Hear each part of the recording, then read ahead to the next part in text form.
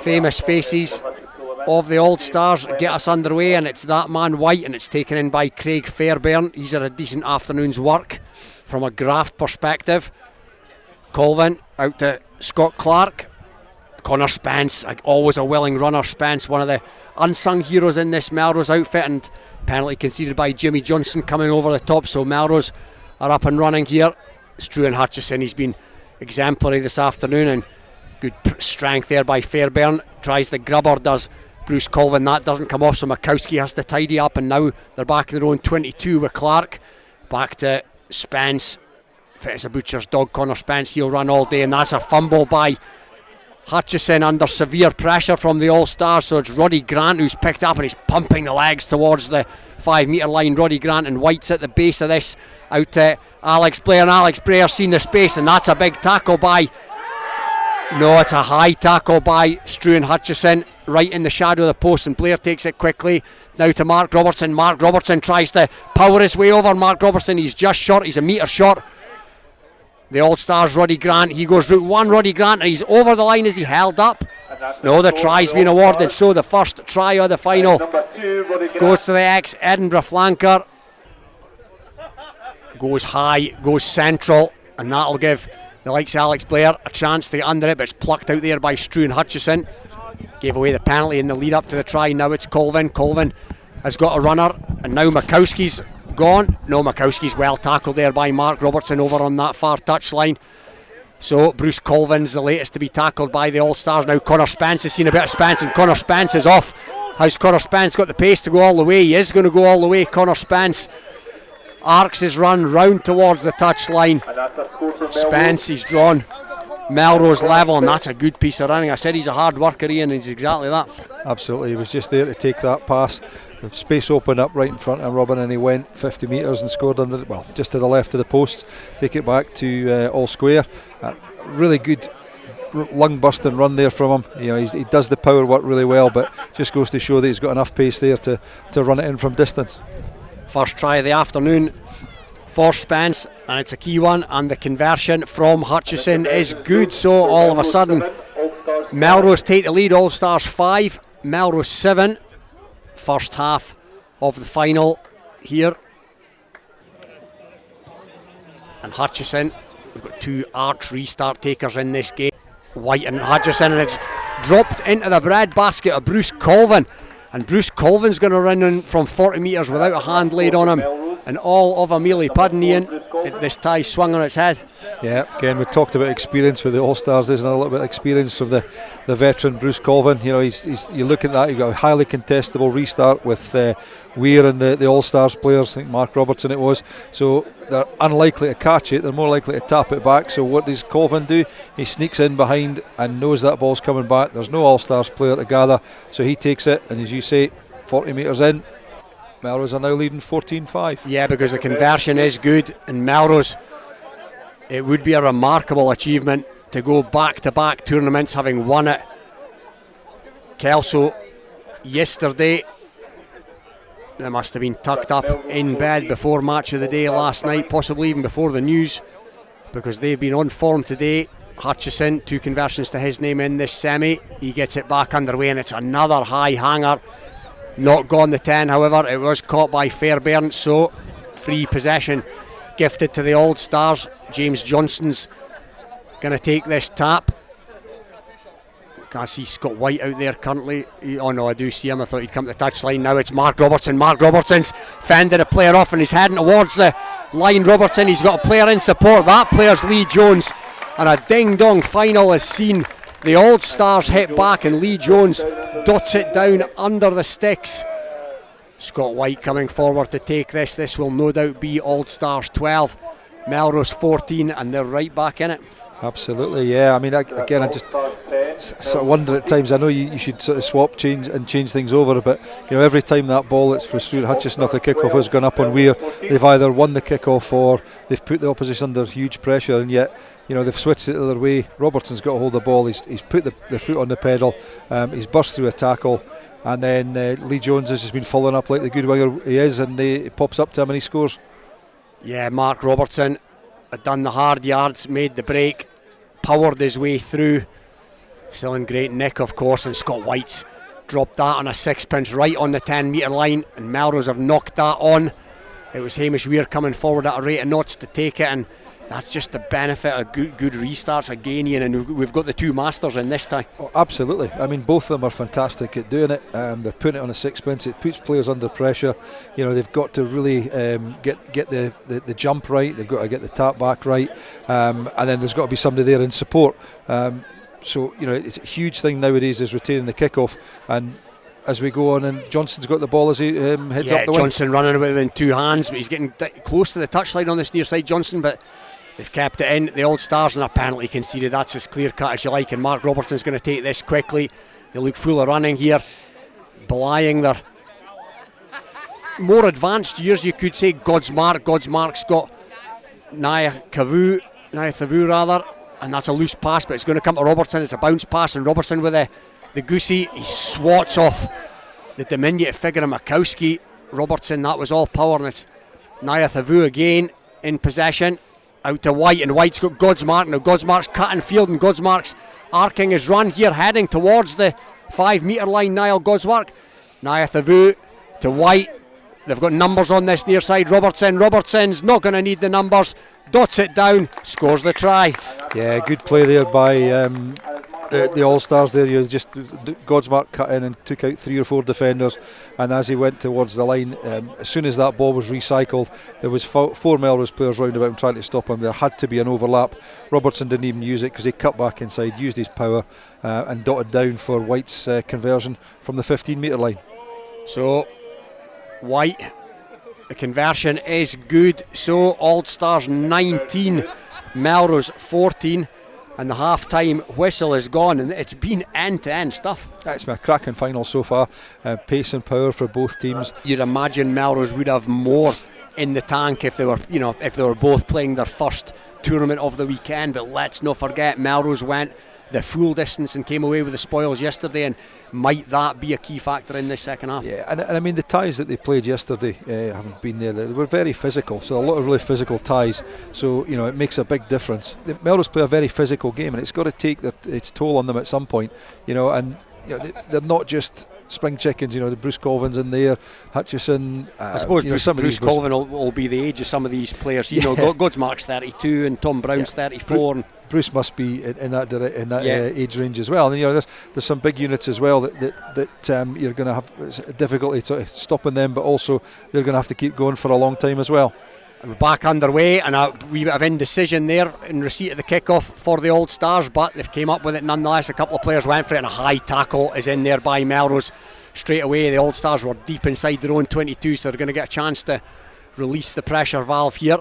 Niall Godsmark, he goes to Roddy Grant to Lee Jones, and Lee Jones is pinned ears back, and he's kicked it on here, and he's looking to streak past the defence, but Scott Clark's done well to get back there.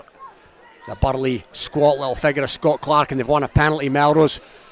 So they're going to go from their own half now, and there was no sweeper at home for Struan Hutchison, and he tried to hack it over, but it was charged down, or they got a hand to it, the Old Stars, and Scott White is in reverse here, taking his time, allowing his support to get back. James Johnson's seen a bit of a gap now. Can he free the hands and get the ball away? He does to Roddy Grant, and Roddy Grant's got White for support. White's in receipt of it now, and he goes to Godsmark to Naya Thavu. Naya Thavu cuts back in field. The British Army Sevens head coach these days, Joe Naya Thavu. Now it's back with Roddy Grant to White. James Johnson, commercial finance broker by day. White, outrageous dummy, and another, and he comes back to Lee Jones to Naya Thavu, still inside their own half here, the Old Stars, but very, very comfortable in possession as you'd expect, and Naya Thavu's got away, but he's hauled down by Hamish Weir. Good defence by Weir, but they're still going to maintain possession again. It's White to Roddy Grant.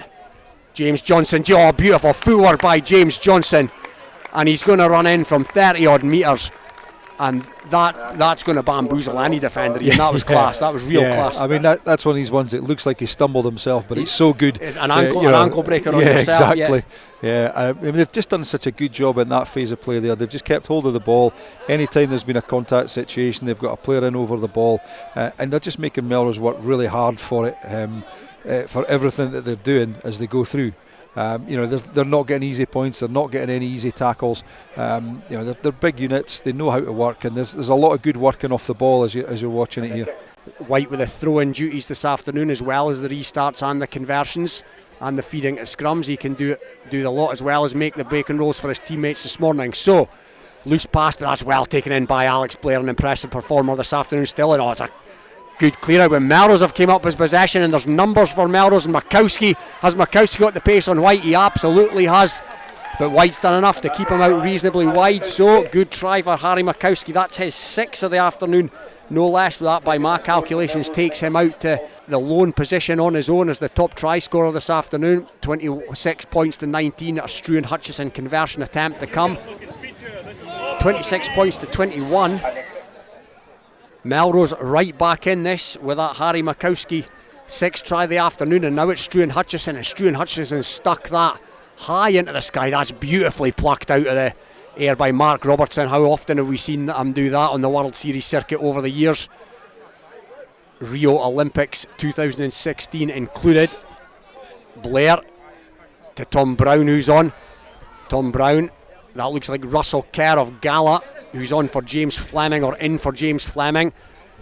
All Stars trying to steal a few metres up that narrow side on that far side here at the Haugh in Earlston. What an afternoon it's been. Now it's Mark Robertson with a looper of a pass to Godsmart. Now can Godsmart go in from afar? Hamish Wheel's done well to track him there, so he comes back in himself.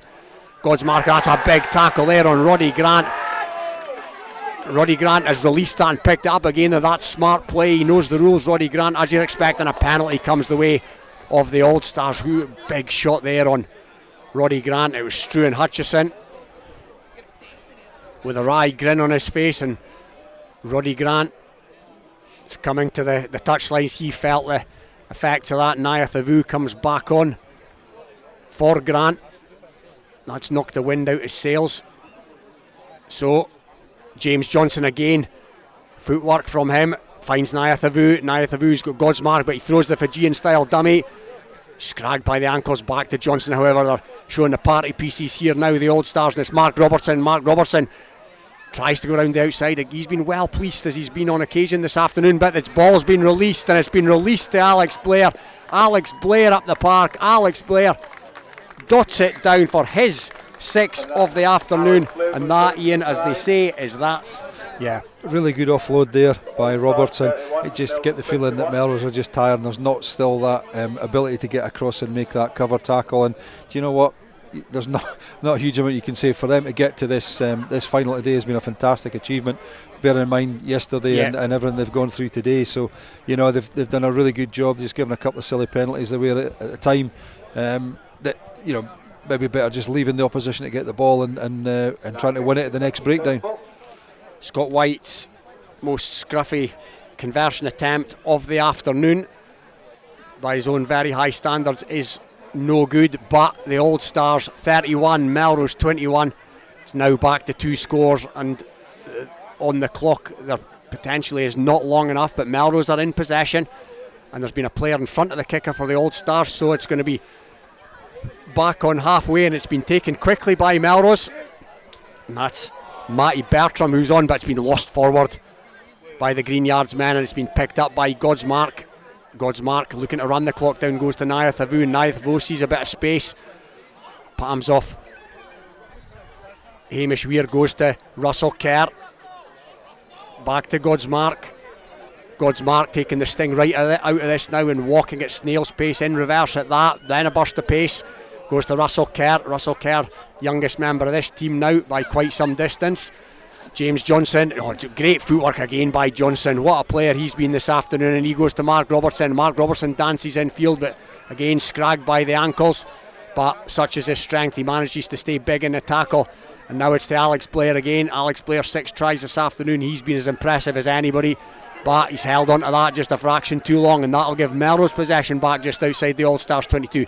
Colvin's still got running in the legs, and he goes to Makowski. Makowski cuts back in field. He's done Robertson on the inside. Oh, and he dots it down just before Nayathavu pushes him out over the dead ball line, but he did get that down for his 7th of the afternoon, Harry Makowski, so that makes him the afternoon's top scorer once again. 31 points to 26 now, with a conversion to come for Struan Hutchison.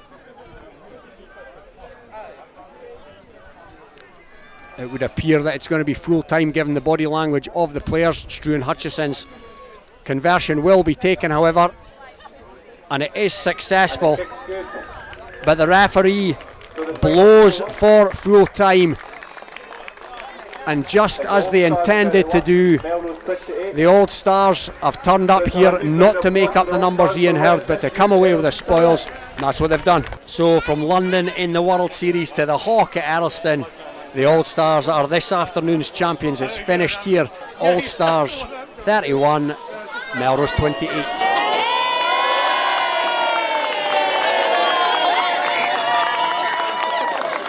As a club, we take our sevens very seriously. It's something that we're very passionate about, and so we're trying very hard to claim that. But as I say, Kelso top of the pile at the minute, and they're number one really.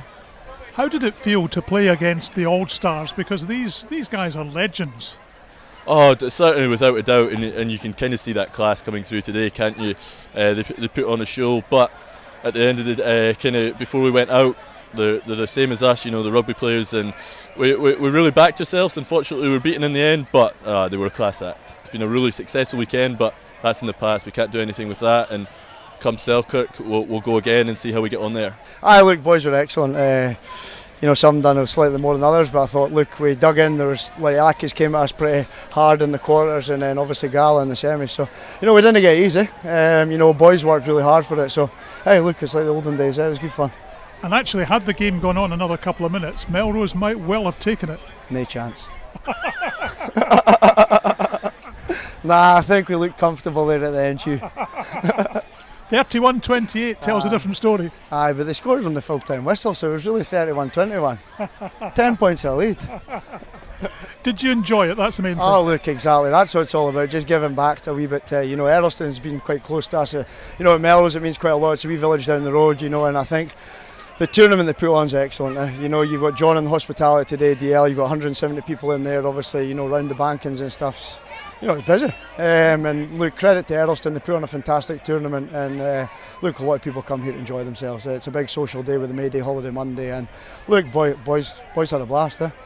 I was saying to Hamish Weir there, the ironic thing is that by winning, you actually nicked a couple of points from Melrose in their quest to win the Kings of the Sevens. No, terrible, isn't it? Look, but then the thing is, then the whole cliche goes that then, you sat down for Melrose, and and the thing is, look, we're men. The competitive side comes out on us. As soon as we got on the pitch, we've all played on the circuit, we've all played rugby at a high standard. So, we've challenged each other when there's a couple of mistakes on the pitch, and we've asked to get the best out of everybody. And look, I think we rotated the squad well today. I thought the use of the bench by Rory White was excellent. His tactical management on the touchline was superb. And the big question is, are the lads going to come back next year to defend the trophy? No, I told Mugger it was a one-off. Definitely. Well, I never say never.